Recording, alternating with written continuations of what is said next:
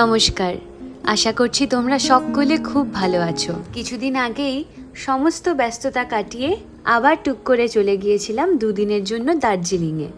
দুদিনের মধ্যেই ঠিক করেছি, আর তার মধ্যেই তাড়াহুড়ো করে সমস্ত কিছু জোগাড়জান্তি করে কোনো রকমে দার্জিলিং মেলের একটা টিকিট পেয়ে গেছিলাম। তারপর ডিউটি এক্সচেঞ্জ করে, সেদিনও আমার ডিউটি ছিল যেদিন আমি রওনা হলাম, খুব হুড়োতাড়া করে চলে গেলাম ট্রেন ধরতে।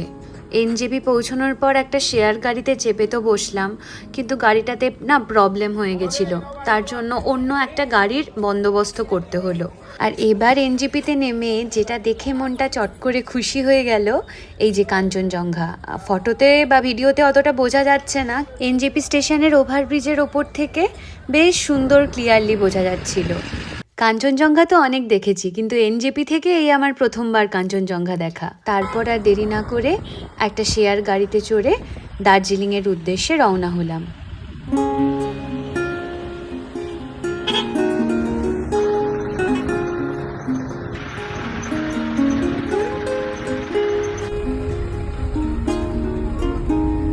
কার্শিয়াং পৌঁছানোর পর একটা রোড সাইড রেস্তোরাঁতে আমাদের ড্রাইভার দাদা গাড়ি দাঁড় করালো। সেখানে চা আর সঙ্গে গরম গরম মোমো খেলাম, আর তার সঙ্গে এই যে পাহাড়ে ঘুরতে এলেই আমার এই আচার কেনার বাই।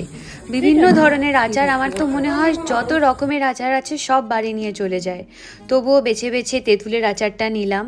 আর এখানে দেখলাম আরও অনেক ধরনের আচার ছিল। খুব ইচ্ছে ছিল বাঁশের আচারটা নেব, কিন্তু ঠিক সাহস পেলাম না, কেমন খেতে হবে না হবে। যাই হোক, খালি তেঁতুলের আচার নিয়ে আর ওই সঙ্গে হজমি কিছু কিনে নিয়ে আবার গাড়িতে চাপলাম।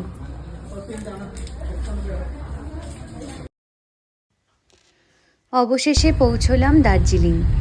একটু বেশি সময় লাগলো, কারণ আপনারা সকলেই জানেন লাস্ট দুর্যোগের পরে রোহিণী রোডও বন্ধ রয়েছে, তো এই রাস্তাটাতে খুবই জ্যাম থাকছে আজকাল। যাই হোক, খুব বেশি দেরি হয়নি পৌঁছোতে। কিন্তু এবার যেটা সমস্যা হয়েছে, আমি সাধারণত যে হোমস্টেটাতে গিয়ে দার্জিলিংয়ে উঠি প্রত্যেকবার, আগে থেকে না বলার জন্য সেখানে কোনো রুম পাইনি। তাই আমায় একটু ইউটিউব ঘেটে নতুন একটা হোমস্টে খুঁজতে হয়েছে, যেটা কিনা এই ক্লক টাওয়ারের পাশ দিয়ে ছিল। আমি সবসময় গিয়ে যে হোমস্টেটায় থাকি সেটা ম্যালের একদম কাছে, ওই আস্তাবলের রাস্তাতে। এই হোমস্টেটা ক্লক টাওয়ারের পাশ দিয়ে গেলে 2 মিনিট হাঁটলেই পড়বে। সামনেই ছোট স্কুলটা, আর তার পেছনেই হোমস্টে মনরাটিনো হিমাদ্রি। চলুন তাহলে বাকি গল্প পরের ভিডিওতে করব, আজকে এই পর্যন্ত।